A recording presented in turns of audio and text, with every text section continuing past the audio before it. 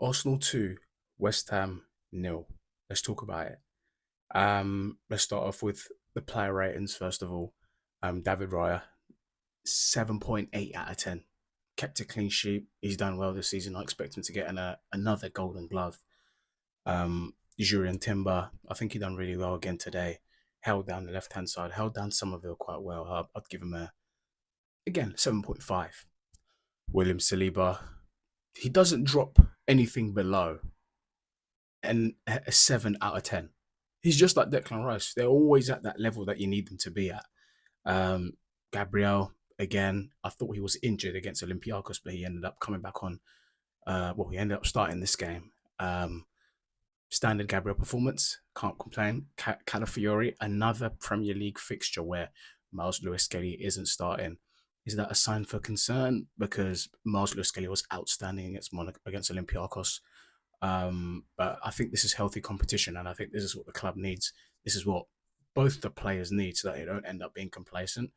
And it's really good that we have that level of great like players squad depth wise. Because a few seasons ago, when Zinchenko was out, you'd have Tomiyasu who'd have to go on. He had to go from the right hand side to the left hand side. He wasn't bad, but I'm just saying that we wasn't capable of having replacements like that. Eze, I think this was a quiet Eze game. He wasn't really in the position that he wants to play in, and that's coming into from the left hand side into the number 10 area. He drops down quite deep and picks up the ball from either Rice or Zubimendi, and I don't think that's a strong point. I think he should be the one collecting it in the final third, in between Gyökeres and Trossard. And today's man of the match, Declan Rice against West Ham, his former club. He was given a FOTMOB rating of 8.5. He completed the most dribbles in the match, 2. He created the most chances, 3 in the match. And I think Declan Rice, he never drops below an 8 out of 10 or a 7 out of 10. He's one of those players who it's really difficult to not only critique them, but also to, you know, give them their flowers, because you're never seeing anything outstanding from them, but they're always never dropping below that level.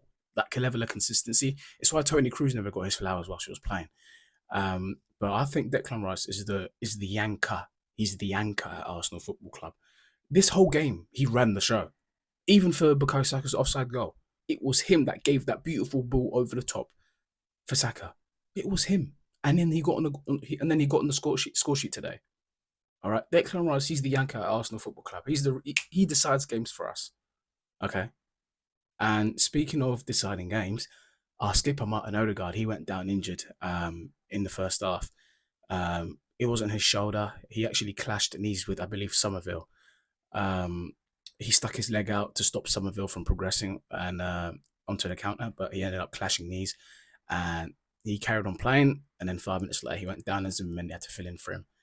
I think this is just really unfortunate now, because not only has Odegaard come off injured, Declan Rice also came off injured late in the second half with apparently a back issue.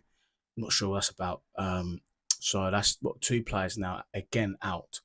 It's like every single week we have a player going out.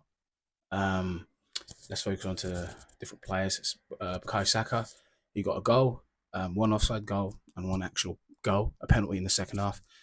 Timber went down, and Saka got on the score sheet from that. Easy penalty. He's not going to miss that. But so I heard someone saying that had Saka given that to Gyökeres, Gyökeres would have gone into the international break confident and buzzing. But I'm with Gyökeres. I'm struggling to understand. The first 3 games for us, you were outstanding. Like, you gave us 3 goals in the first 5 games in the Premier League. I want to know where that Gyökeres has gone, because you're not offering us anything off the ball. Matter of fact, your touches are horrific. It's like you're playing in wet mud. You can't control a ball. Every touch turns into a duel.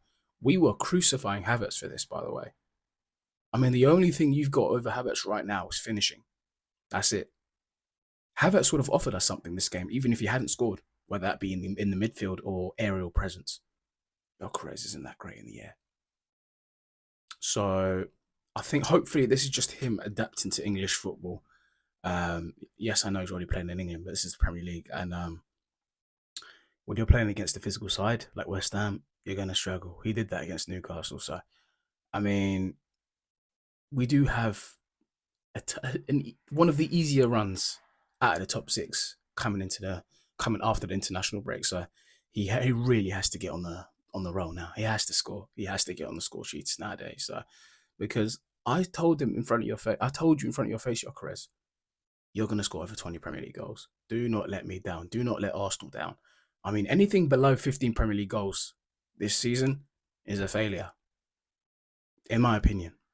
The expectations, the standards coming in this summer, you scored over 60 goals in the for Sporting last year.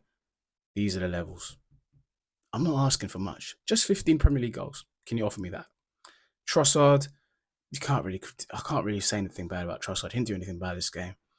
But it's just a bit concerning when you're 4 years into a project and Leandro Trossard, a stopgap signing from 3 years ago, is your starting left winger. That's a bit concerning, isn't it? So I don't know, because Martinelli isn't good enough. Trossard will have to suffice. I mean, I do often say it's dark days at Arsenal Football Club, but the rest of the squad is looking really good, apart from the left hand side. We never ever attempt to create or get goals from the left hand side, and there's a reason for that because we haven't got good enough players. Martinelli, Trossard, they're not good enough. I guarantee you, if we had a Mbappe or a Vinicius or someone like that, we wouldn't even be looking at Bukayo Saka for goals. I'm telling you now, it's killed Saka. Look at him. This is Saka now. He's not even half as good as he was 2 years ago. 23-24 Saka is way better than the current Saka. 22-23 Saka. We've just absolutely run him into the ground, haven't we?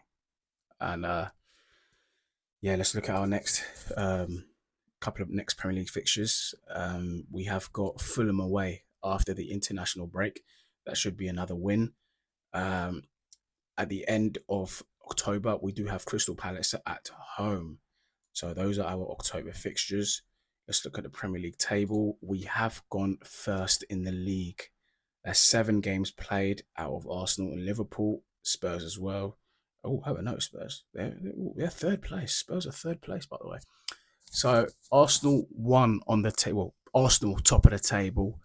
Liverpool second, following the last 2 defeats in the league for them, Crystal Palace and Chelsea.